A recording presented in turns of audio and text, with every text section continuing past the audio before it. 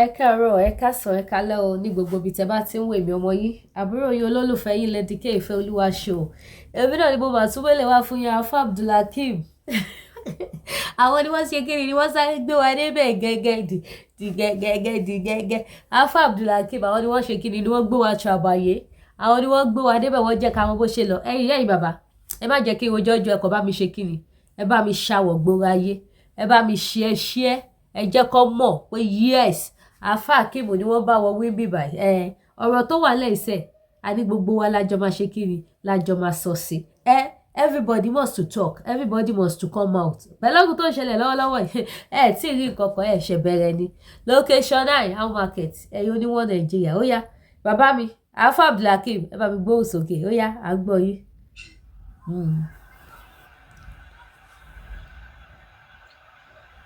Ẹ bá mi ṣí ẹ bá mi ṣí ẹ. Ọ̀rọ̀ Nàìjíríà. Bẹ́ẹ̀ni. Màá mẹ́ṣà àwọn òpùrọ̀ Nàìjíríà náà. Ok, àwọn wo ló dé rọ? Tí n bá máa sọ̀rọ̀ orílẹ̀-èdè yìí. Àwọn tí wọ́n ń sọ̀pọ̀tì irọ́ lórílẹ̀-èdè yìí, àbúrò mẹ́ṣà wọn. Àwọn wo? Ta ni wọ́n? Kí lorúkọ wọn? Àwọn èèyàn mọ òdodo náà o. Wàláhì àwọn tá mọ òdodo pọ̀. Bí àwọn abáyé àwọn mọ òdodo. Bí Nàìjíríà ṣe rí àwọn èèyàn mọ òdodo. Bẹ́ẹ̀ ni kò sí lọ́bẹ̀. Ọwọ́ àkú ẹni tí yóò sọ òdodo. Ó tọ́ lẹ sọ sà. Orílẹ̀-èdè nínú gbogbo lágbàáyé orílẹ̀-èdè tí wọ́n ti kórìíra òdodo jù Nàìjíríà ni. Mi ò gbọ́. Ẹni tó bá sọ òdodo lórílẹ̀-èdè yìí. Tí ẹ ti bá. Ọ̀pọ̀ àwọn tó ti sòdodo lánàá ẹ wo ibo náà fi wọ́n sí. Wọ́n ti ṣáwọ́ sí ṣáláńgá. Ibo náà wà. Ṣáláńgá. Ṣùgbọ́n ìwọ ìyá òpùrọ́ ìyá ìkà ìyá ẹni ẹbí àwọn olórí ibú èèyàn àwọn ẹni ẹbí àwọn ìkà èèyàn làwọn Nigerians làwọn ń celebrate làwọn ọmọ Nàìjíríà máa ń celebrate. Nigerians wọn kì í celebrate olódodo. Àwọn tán dorí Nàìjíríà kodò tán dojú Nàìjíríà bolẹ̀ wọ́n á fi wọ́n sẹ́wọ̀n. Wàláhì ọjọ́ tó bá tún fẹ́ kó lẹ́wọ̀n àwọn èèyàn wa ni wọ́n á ṣe kíni ni wọ́n á tún lọ pàdé wọn wọ́n á tún wá kólù. Wọ́n á gba àwọn oníjó wọ́n á kólù wọ́n á tún lọ pàdé ẹni tó jẹ́ pé ó yẹ oko ó yẹ kán fi tírélà lóòdù oko ká lọ fi pàdé irú ẹni bẹ́ẹ̀. Nàìjíríà Nàìjíríà tó kówó òlu jẹ tó sì disguise tó múra bí obìnrin láti sákò lórílẹ̀‐èdè yìí. Nàìjíríà Nàìjíríà tó kówó òlu jẹ ó dẹ̀ disguise ó dẹ̀ múra bí obìnrin láti sákò lórílẹ̀‐èdè yìí. Nàìjíríà Nàìjíríà tó yẹ pé wọ́n fi ẹ̀sùn pọ́páyàn wọ́n fi kà á wọ́n dẹ̀ fi sẹ́wọ̀n láti inú ẹ̀wọ̀n náà lọ́dún tí bá gba fọ́ọ̀mù sẹ́nétọ̀ non-appearance ó dìbò ó sì wọlé. Bẹ́ẹ̀ni ẹ tó wà lẹ́wọ̀n. Alfa Aribidesi ṣe prógrámù kan lénìí. Okay. Prógrámù tá Alfa Aribidesi ṣe yẹn prógrámù yẹn ó wà touch. Ó wà touched. Alfa Aribidesi nílùú Ìlọrin wọ́n ṣe prógrámù kan láàárọ̀ yìí. Prógrámù tí wọ́n ṣe láàárọ̀ yìí òun ló jẹ́ kí n jáde mi fẹ́ máa ṣe live ẹni àwòmọ́. But prógrámù tí wọ́n ṣe yẹn èmi náà ní tí mo fẹ́ sọ lórí prógrámù yẹn. Ó yá ń gbọ́ yín ẹgbẹ́ ọdún. Pẹ̀lú àwọn kí ló dé tó jẹ́ pé ìjọba orílẹ̀-èdè yìí irọ́ ni wọ́n ń celebrate. Àwọn olórí ibú là ń celebrate lórílẹ̀-èdè yìí. Àwọn ẹni bíi ìka èèyàn là ń celebrate lórílẹ̀-èdè yìí. Àwọn tán gbádùn tí wọ́n ti forí gbálẹ̀ là ń celebrate lórílẹ̀-èdè yìí. Aláwa ó ti wá dójú ẹ̀. Lórílẹ̀-èdè kí ló dé tó jẹ́ pé àwọn tí wọ́n bá ń sọ òdodo. Àwọn lọ́tàlù. Tí wọ́n ń sọ òdodo. Àwọn lọ́tàlù. Ọmọ Nàìjíríà kì í celebrate wọn. Bẹ́ẹ̀ni.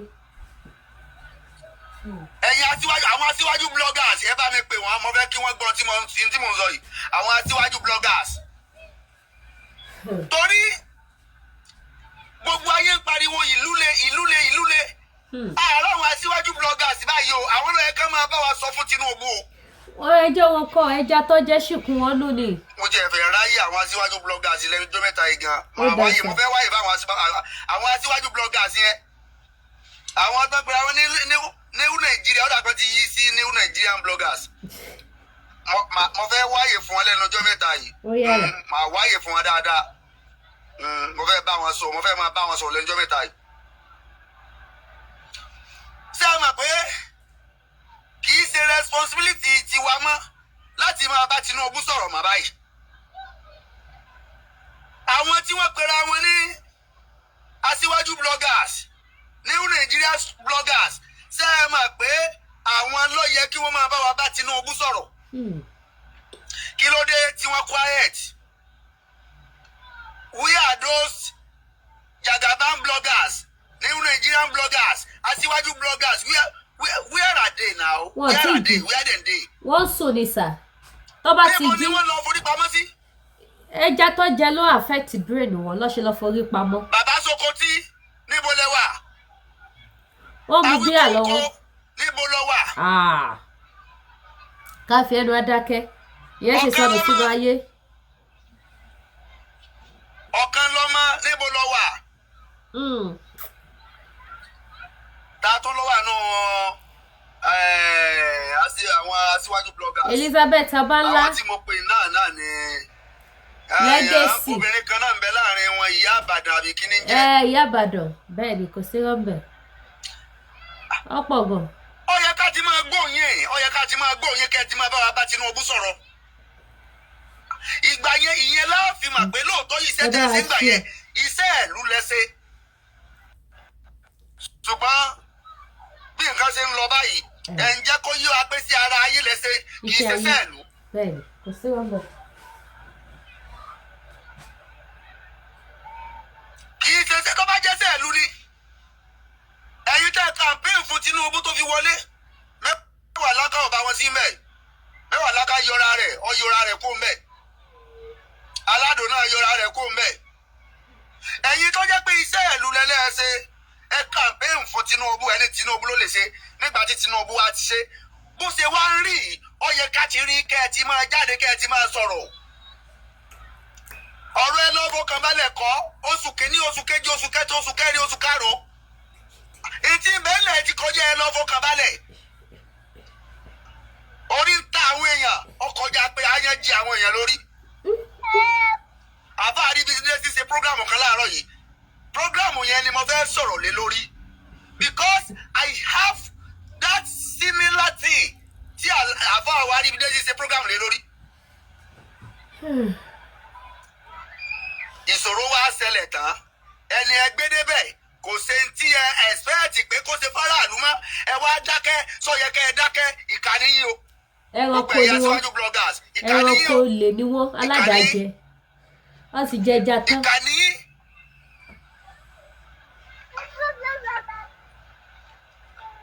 Wọ́n ní a máa báyàn wáṣẹ́ àyíbáyàn ṣe àsìpá òwe ni o ẹni abábá wáṣẹ́ tí ọ̀bá lè dá ṣe a máa kún lọ́wọ́. A máa ràn lọ́wọ́ bẹ́ẹ̀ ni.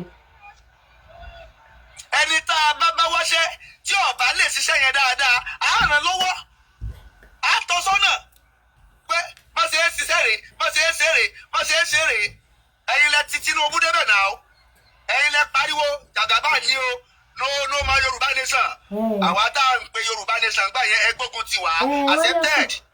Wọ́n ní ká fọ̀kadì ṣó. Ọlọ́run ti wá gbé ó ti ní kí Tinubu ọgbà Ọlọ́run ṣeun Tinubu ti débẹ̀ ó ti ń ṣe é. Àtẹnitọ́ fẹ́ Tinubu ni president wa àtẹni tí ò tún fẹ́ Tinubu ni president wa. Tí Tinubu bá tiẹ̀ wá àwa kọ́kọ́ tó bá tiẹ̀ wá jẹ́ pé àwa ṣe Tinubu tó bá jẹ́ pé àwa la ṣe àwa tá à ń béèrè Yorùbá nation ṣe Tinubu. Ṣé ń gbọ́ tí mo sọ o? À ń gbọ́ bàbá. Tó bá jẹ́ pé àwa tá à ń ṣe Yorùbá nation ṣe Tinubu táwa ń repo lọ́wọ́n táwa ń ra oúnjẹ lọ́wọ́n gbogbo àwọn tí wọ́n dìbò fún Tinubu ń kọ́. Ẹ dákun sọ ẹ káwọn náà máa repo lọ́wọ́n. Ó sùn wà o. sọ ẹ ká máa róúnjẹ lọ́wọ́n. Ó sùn wà o. sọ ẹ kí gbogbo nǹkan le báyìí. Ó ga o. títí tó fi wá délé ìwòsàn tó fi dé ọsítù. Scam ni. Ìwòsàn ọ̀fẹ́ is a scam. Education ọ̀fẹ́ is a scam. Ẹ lọ sí àwọn federal polytechnic. Ẹ lọ bèrè tán san. Ẹ lọ sí àwọn federal university. Ẹ lọ bèrè iye tán san. Ẹ lọ káàkiri àwọn state university. Ẹ lọ wo iye tán san. Àwọn state polytechnic. Ẹ lọ bèrè iye tán san. Wọ́n dẹ̀ ń sọ fún wa pé free education. There is nothing like free education. Ẹ wá lọ sí ilé ìwòsàn, gbogbo ilé ìwòsàn wa, ọ̀rọ̀ ilé ìwòsàn yẹn ni àfáà Àríbídé ti sọ lénìí. Lórí ọ̀rọ̀ ilé ìwòsàn yẹn ni mo wá fẹ́ sọ, torí mi náà ní similar issue pẹ̀lú ilé ìwòsàn yẹn.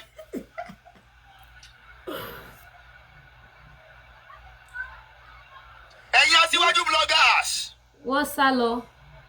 Ẹ̀yin lèmi ọ̀ máa pe o, ẹ̀yin ni màá máa rán sí aṣíwájú. Ẹ̀yin ni màá máa rán sí ọ̀gá ayé. Ẹ bá ń pín kínní ìdọ́dọ̀ àwọn aṣíwájú bloggers. Ẹ bá mi ṣe, ẹ bá mi táàgì wọn. Gbogbo èyí tẹ́ wọ́n bẹ̀rù ìyá bẹ̀rù bàbá bẹ̀rù ní ṣòfò ẹ̀ ní ṣòwò. Ẹ bá mi ṣe ẹ̀. Bí nǹkan ṣe le tó yìí, kò tí ì le lọ́dọ̀ tí náà, àbí òtún ti le tó.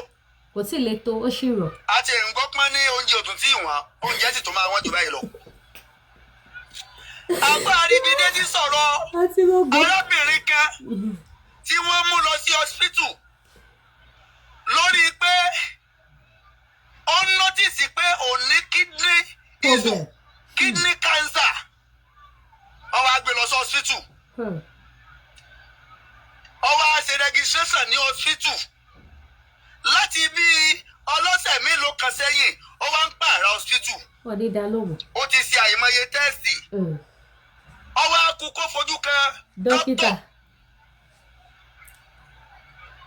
Tó bá ti wá lọ, ìjọ tó bá ti lọ, wọ́n lè sọ pé èèyàn 4 ni dókítà fẹ́ rí lénìí o. Ìjọ míì èèyàn 3 ń dókítà fẹ́ rí lénìí. Èèyàn 2 ni dókítà fẹ́ rí lénìí. Gbogbo àwọn yòókù go home.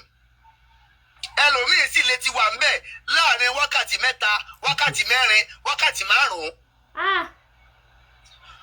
Láti bí ọ̀sẹ̀ 2 sí 3, bí oṣù kan tí arábìnrin yẹn ti wá ń pààrà lẹ́yìn tó ní kidney issue, tó ní kidney cancer. Jésù. Tí wọ́n wá dá lóhùn, ẹ dákun, sódì ìgbà tó bá tó kú. Ó dìgbà tó bá kú, tó bá dẹ̀ kú kò káyé, kò kọ́ anybody wọn. Ní hospital ìjọba. Tó bá ti kú wọ́n sọ fáwọn ẹbí ẹ̀ wí asọ́ọ̀lù. Èèyàn 3 dókítà gbọ́dọ̀ rí lójúmọ́. For what reason? Gbogbo àwọn yòókù kí wọ́n lọ kú dànù. Ní hospital tẹ́ pè ní hospital tí wọ́n pè ní free health yẹn, pé ilé ìwòsàn ọ̀fẹ́ scam ni o. Ó ní iye tẹ́sì. Is a scam. Ó ní iye tẹ́sì. I say Nigeria is a scam. Bẹ́ẹ̀ ni oògùn wọ́n máa kọ́ fún ìfúra ilẹ̀ máa lọ rà á.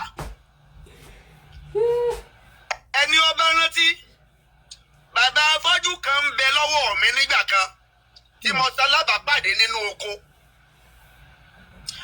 Bàbá afọ́jú yẹn, nígbà tí àwọn èèyàn tí wọ́n dá owó fún mi, tí wọ́n ní kí n make sure pé mo fi tọ́jú bàbá afọ́jú yìí.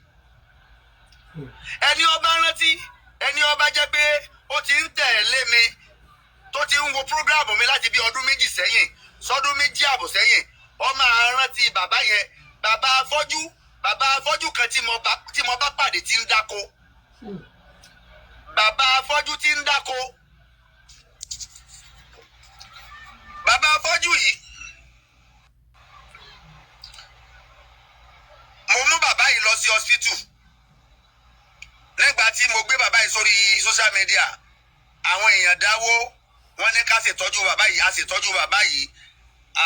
Jíjẹ mímu wọn à ń ṣe, àwọn èèyàn bẹ̀rẹ̀ sí ní fún bàbá lóúnjẹ nǹkan kan, wọ́n ní ká tọ́jú wọn, ká ra aṣọ fún wọn nǹkan kan. Bó bá mú bàbá lọ sí hospital, LAUTECH teaching hospital Òṣogbo. Bẹ́ẹ̀ ni LAUTECH teaching hospital Òṣogbo ni mo mú bàbá yẹn lọ. Mo lọ rẹ́gísítà bàbá yẹn ní under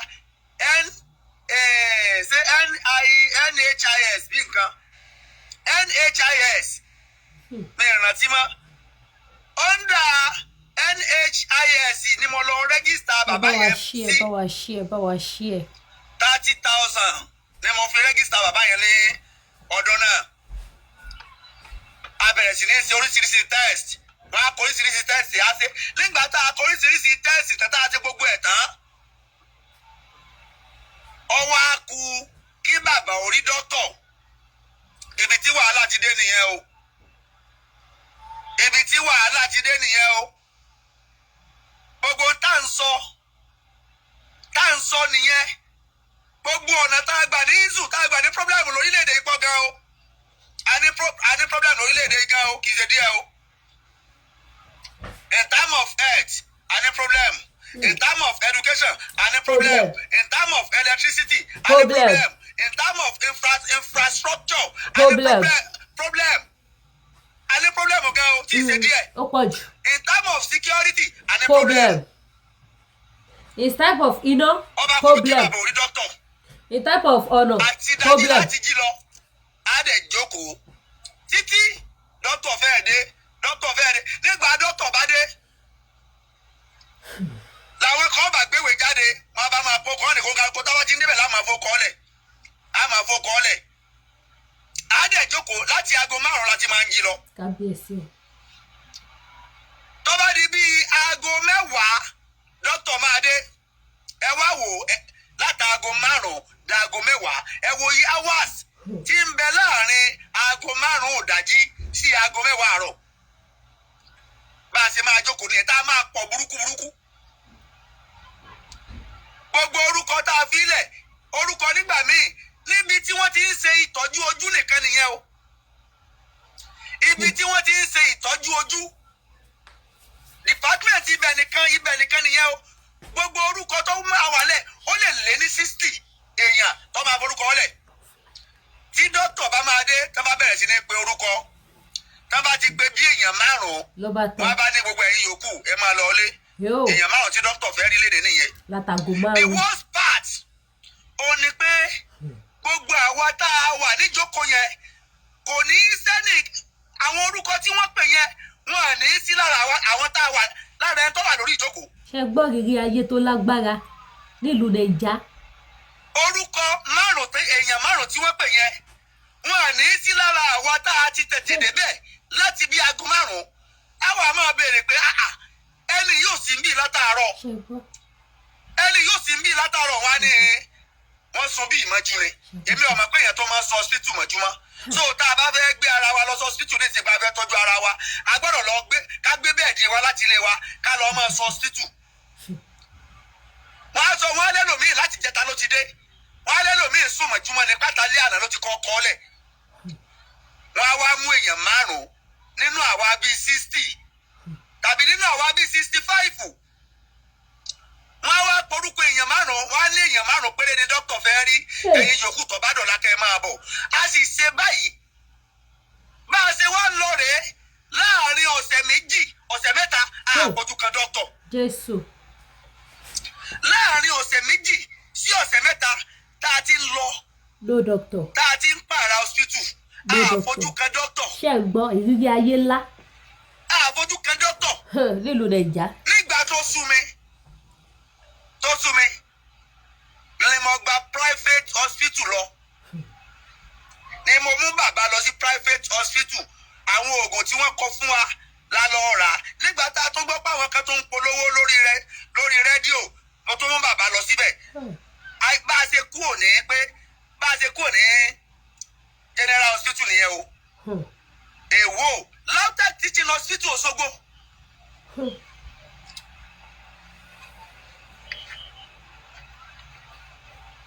LAUTECH teaching hospital Òṣogbo. So tó bá jẹ́ pé àìsàn tí ó máa pa èèyàn ni tó máa pa bàbá yẹn ni bó ṣe máa pa bàbá yẹn nìyẹn the same thing pẹ̀lú prógrámù tí Alfa Akeemu ṣe lọ́sàn-án yìí ọmọ tó ní kidney cancer ọdẹ tí ń pààrọ̀ hospital láti bí olóṣù kan sẹ́yìn kábíyèsí o ní cancer tó yẹ kó wà ní emergency. dọ́tọ̀ èèyàn mẹ́ta ni dọ́tọ̀ ló máa rí lẹ́nìí. ṣé à ń gbọ́ṣẹ́. arábìnrin yẹn tún lọ síbẹ̀ lẹ́nìí o. tó yẹ kó jẹ́ emergency. arábìnrin yẹn tún lọ sí hospital lẹ́nìí onídùú lọ́rin. jésù. wọn ò jẹ́ kó rí dọ́tọ̀ o dọ́tọ̀ sọ pé èèyàn mẹ́ta ló ń fẹ́ rí kí gbogbo àwọn yòókù ọmọ lọlé. kábíyèsí o. ẹ dákun àìsàn tí ń bẹ lára wọn yẹn tó bá jẹ́ pé kì í ṣe àìsàn tó gbọ́dọ̀ di ọjọ́ kejì ńkọ́. tí wọ́n ti bá wọn nìyẹn. ṣé ẹ mọ̀ pé òkú èèyàn ti máa pọ̀ nílé.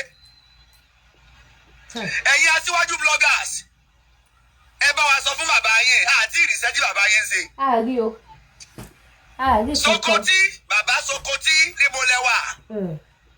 ẹ bá a sọ fún bàbá yẹn ilé ìwòsàn ò ṣiṣẹ́ wọn à ṣiṣẹ́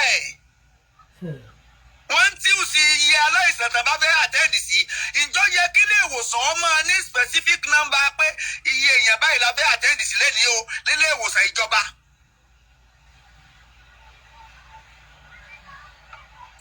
nílé ìwòsàn ìjọba ìjọ yẹ kí wọ́n ní specific number ilé ìwòsàn ìjọba sọ yẹ kí ní specific number pé iye èèyàn mẹ́rin la fẹ́ àtẹ́ǹdì sí lónìí ẹ̀yin yòókù ẹ̀ máa lọ lé irú ilé ìwòsàn wo nìyẹn.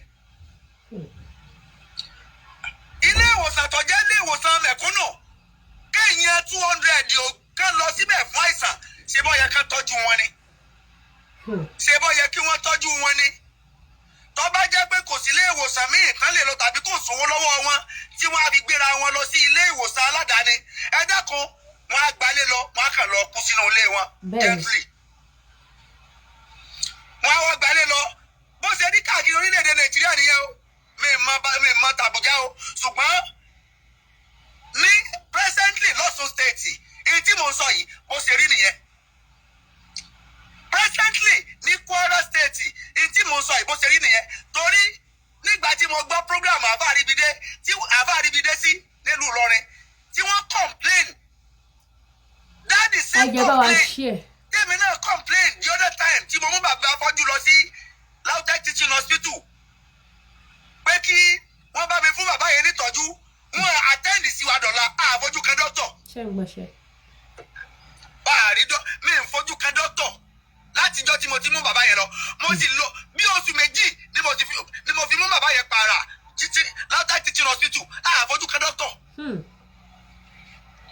the same thing lórí arábìnrin tí àbá àríbidé sí tí wọ́n mú lọ sí hospital kidney cancer kọ́mọ̀ bá a pa arábìnrin yẹn láti bí olóṣù kan ní sísìn àbá àríbílẹ́sí wọn àti ìfi arábìnrin yẹn ò tí ì fojú kan dọ́kítọ̀. ṣé ẹ ti ń gbọ́ o. ẹ dákun sódì ìgbà tí àìsàn yẹn bá tó bọ́ sódì ó dìgbà tí àìsàn yẹn bá tó dojú ikú kí wọ́n tó tọ́jú aláìsàn ìjọ yẹ kó rí báyìí bí. ó sú wa. sọ yẹ kó rí báyìí bí. that's Nigeria. Elizabeth ọba ńlá báwa sọ fún bàbá yín sọ yẹ kó rí báyìí bí àwọn òbú yẹn kankan o ṣùgbọ́n ẹ̀yin lẹ sọ pé Tinubu ẹ̀yin lọ́kàn ó ti jọ kan gbogbo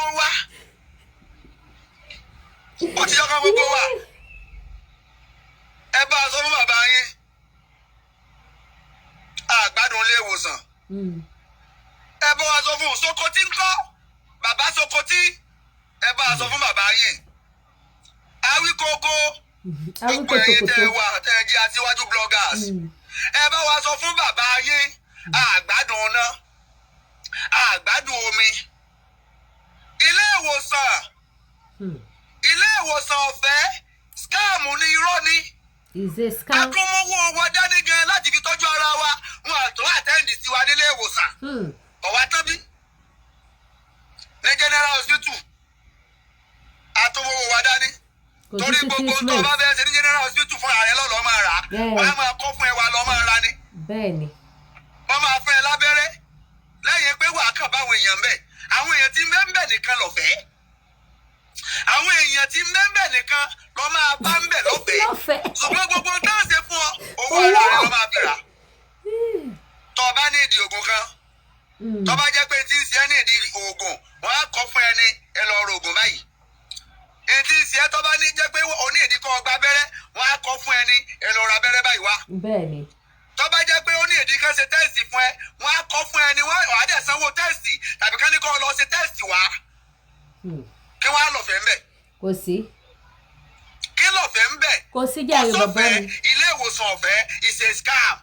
ẹ bá a sọ fún Tinubu. I say Nigeria is a scam. education ọ̀fẹ́ is a scam. àmọ́ iye táwọn ọmọ wa ń san ní yunifásitì ní federal university ẹ lọ bèèrè lọ́wọ́ ṣé báwọn àwọn ọmọ ọ̀fẹ́ àwọn ọmọ OAU nílé Ifẹ̀ wọ́n strike lẹ́nu ọjọ́ mẹ́ta yìí náà o àwọn ọmọ yẹn protest lẹ́nu ọjọ́ mẹ́ta yìí náà o nígbà tí owó school tó tó wọ́n sí. kò sí wọn bẹ̀ ń tọ́lẹ̀ ìfẹ́ nílé Ifẹ̀ ṣé ẹ mọ̀ pé federal university nílé Ifẹ̀ nígbà tó wọ school wọ́n sí tí àwọn ọmọ yẹn ò lè afford láti sanwó school mọ́ wọ́n bẹ̀rẹ̀ sí ní protest ilé ìwé tó jẹ́ pé àwọn tí wọ́n kọ́ free education láti torí ẹ̀kọ́. ẹ ń sọ̀rọ̀ pé free education nothing like free education in this country free education is a scam. Scam. ẹ̀kọ́ ilé ìwòsàn is a scam. kí la wá fẹ́ ṣe láti ń pariwo. I will continue to shout, continue to speak up.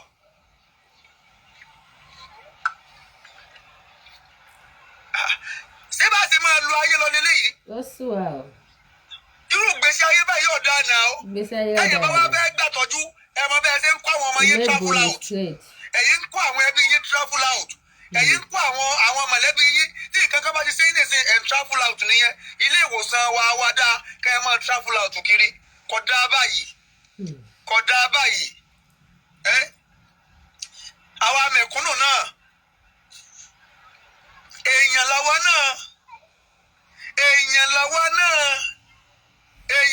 náà gbogbo ẹ̀yin àfáà wa sì ń bá ń sọ ẹ jẹ́ á jókòó àpérò kí ni tá a fẹ́ ṣe ìgbésẹ̀ wo la fẹ́ gbé ọ̀rọ̀ àdúrà nìkan kọ́ leléyìí ọ̀rọ̀ àdúrà nìkan bí Tinubu bá tó kó mẹ́tẹ̀ lómìn náà tó débẹ̀ the same thing náà ní repeat ara rẹ̀. Exactly. báwo la ṣe wá fẹ́ ṣe. àkóyìnra Tinubu nígbà tá à ń pariwo ńgbà yẹn kì í pa àkóyìnra Tinubu. àwọn tí wọ́n ń pera wọn ní aṣíwájú bloggers gan ilé ayé sú àwọn gan. bẹ́ẹ̀ni sáyé tí wọ́n gan. ayé wọn ò dá mọ́ báyìí sí. ìjọ lẹ ti rí bàbá Sokoti. kí ni wọ́n ń pè. ayé ọ̀rọ̀rùn fáwọn aṣíwájú bloggers gan ayé ọ̀rọ̀rùn láti gbé fáwọn gan ó ti sú wọn. ìtọ́kàn dùn mí fún wọn ni pé wọ́n mọ òdodo ṣùgbọ́n wọn à lè sọ òdodo. àwọn aṣíwájú bloggers wọ́n mọ òdodo wọn à ṣetán láti sọ òdodo. àkó yìí ló yẹ káwọn aṣíwájú bloggers kan ṣiṣẹ́ wọn bí iṣẹ́. àkó yìí ló yẹ ká mọ̀ pé ká mọ impact àwọn aṣíwájú bloggers. àní kí wọ́n bú Tinubu ṣùgbọ́n ó yẹ ká máa sọ ẹ̀dùn ọkàn àwọn aráàlú ká máa sọ pé nǹkan báyìí ní ìṣẹ̀lẹ̀ nínú ìlú. wọ́n ti fẹ́ dun ẹjọ́ ọkọ̀ àwọn aráàlú jẹjà. kò yẹ kó ṣé ẹ mọ̀ pé táwọn bá jáde àwọn máa bú Tinubu ni. àwọn máa bú Tinubu ẹ̀yin lọ̀rẹ́ rẹ̀ ẹ̀yin lẹ súnmọ́ ẹ̀yin láàyò Tinubu. kódà o ẹ wá nǹkan ṣe sí o ẹ̀yin aṣíwájú bloggers ẹ jáde ká ẹ pé bàbá yín ṣàkíyèsí ẹ pé bàbá yín ṣàkíyèsí ẹ bá pé bàbá yín ṣàkíyèsí mo ń padà bọ̀ o ọmọ tí ó ní kánsá kidney kánsá nílùú Ìlọrin nǹkan kan gbọ́dọ̀ sọmọ yẹn o ọgbọ́dọ̀ má rí ìtọ́jú o asalaamualeykum warahmatulahi wabarakatuh. bisimilahi rahmani rahim. ẹ̀yin ìyá ìbàbá jẹ́ kébí náà fàfikún sí lórí ọ̀rọ̀ tí Alfa Akeemu tí wọ́n sọ yìí kò sí rọ́ńbẹ́. Everything is a what? Is scam. Ilé ìwòsàn ọ̀fẹ́ scam. Oúnjẹ ọ̀fẹ́ scam. Ọ̀nà ọ̀fẹ́ scam. Iná máa dúró dédé scam. Iṣẹ́ lọ́pọ̀ yanturu scam. Gbogbo ẹ̀ kàm ló bá dé. Wọ́n sọ ti Alfa Akeemu sí tó gbọ́mọ lọ sí hospital tó ní cancer. Wọ́n sọ ti tiwọn tí wọ́n gbé bàbá arúgbó tí ò lójú lọ sí hospital. Èmi Lady K náà wá fẹ́ sọ fún yín ní General Hospital ìlú Ìkòròdú. Mo gbé ọmọ òkókó wọbẹ̀ All refine wa ni o. Refine ni o. Kí n ti mọ̀ kí n ti sọ fún wọn ní private níbi tí mo wà pé ní private tí mo wà pé má wulẹ̀ refer mi. Ẹ jẹ́ mọ́ náwó ń bí báyìí. Ohun tí ẹ bá need tẹ́ fi fẹ́ refer mi yẹn, ẹ jẹ́ wá jáde ń bí báyìí. Kò sí iye tán ní kólẹ̀ ń gbá yẹn tágbára Ọlọ́run ò ká. Bẹ́ẹ̀ ni mo sọ fún yín, no be for mouth. Mi ìfọlọ́ṣì lọ́kọ̀. Olówó gidi ni mo fẹ́ lọ́kọ̀. Kò sí iye tán ní kólẹ̀ tí mi ní kólẹ̀. Doctor tó refer mi gan padà regret. Doctor tó wà night ìjọ yẹn tó refer mi. Ó regret nígbà tí gbogbo àwọn doctor tó kù dé ìjọ kejì tó gbọ́ pọ́ mọ́ ti kú. MD gan tutọ́ sókè ó fojú gbà ní pé why did you refer her to general hospital? Ìjọ yẹn mo ti mọ̀ pé wèrè ni wọ́n ń bẹ̀. Gbogbo nǹkan Nàìjíríà scam ni. General hospital Kòròdú ni wọ́n refer mi lọ. Mo gbá láyé ọmọdé bẹ́ẹ̀ òkú ọmọ mo gbé kúrò ẹni kí ló ṣẹlẹ̀. Kò sọ oxygen ń jó. Ọ̀rọ̀ burúkú. Oxygen ń jó. Oxygen ó ń jó. Gbogbo cylinder oxygen ìṣe líkílíkí ní general hospital Ìkòròdú. Ṣíjọba Nàìjíríà bá fẹ́ pè mí lẹ́jọ́ sí yes máa fún yín ní rìpọ́ọ̀tù jọ yẹn. Tẹ bá níbi tẹ́ ń kó gbogbo rìpọ́ọ̀tù sí máa ní kẹ́ lọ wá jáde. Yes kì í ṣe wọ́n ní èmi personally ló ṣẹlẹ̀ sí general hospital ló pa mí lọ́mọ because of fake ìjọba tani tí wọ́n lè provide anything sí hospital. Oxygen jó generator múná lọ kò sí standby generator. Nǹkan méjì tó ṣẹlẹ̀ nìyẹn. Nǹkan méjì tó ṣẹlẹ̀ nìyẹn tó mọ́ fi give up. Gbogbo àwọn doctor nurse gbogbo wọn sáré on the generator run on the generator kò sí standby generator tó máa tàn lọ́wọ́ kan báyìí tó máa gbéná wọlé kò sí ní general hospital àfi tó bá ṣẹ̀ṣẹ̀ gbé débẹ̀ lẹ́yìn general hospital Kòròdú. Àfikún tèmi nìyẹn tó jẹ́ kí n gbé wá. Láti di mélòó bẹ́ẹ̀ láti di mẹ́ta Alfa ríbi gbé sí. Alfa Akeemu l'Eduke International. Àwa mẹ́tẹ̀ẹ̀ta ó ṣẹlẹ̀ sí wa Nàìjíríà. Ó ṣẹlẹ̀ ọmọ yẹn give up. Ọmọ tí mo gbé wọbẹ̀ láàyè minus something ló ṣọmọ o. Gbàtọ́ ọmọ kú tán idiot doctor tó wà ní duty tó refer wa la ṣe gbọ́ pé minor case something tó simple ló ṣe ọmọ. Tí wèrè refer mi lọ sí general ilé ikú tọmọ lọ kú síbẹ̀. Ìyẹn lẹ wá ní pé kí n máa sọ nǹkan tó dá nípa Nàìjíríà abẹ́ ṣe èrè ni. I will never say good thing about that ìlú yẹn ti show mi. Ọmọ mi kú wọn tó rán mi lẹ́wọ̀n ẹ wá ní kí n má sọ̀rọ̀. Nigeria is a scam.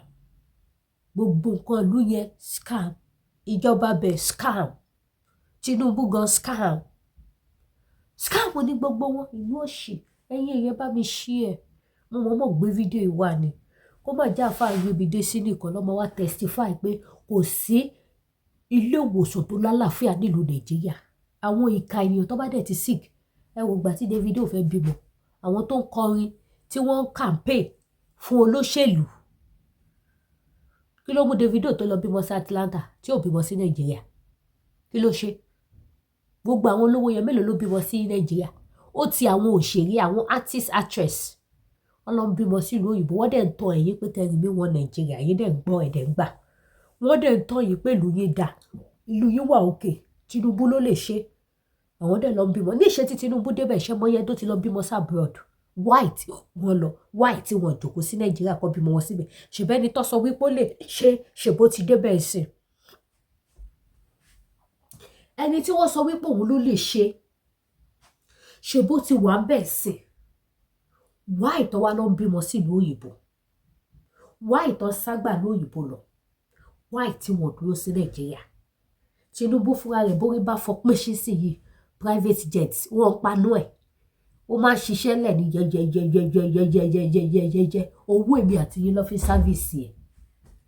Ẹ̀tọ́ èmi àti yín lọ fi sáfíìsì ẹ̀ lọ fi rànú ẹ̀. Tó bá ṣe yigidi báyìí ó ti gbé bọ́dì bàbá ti lọ.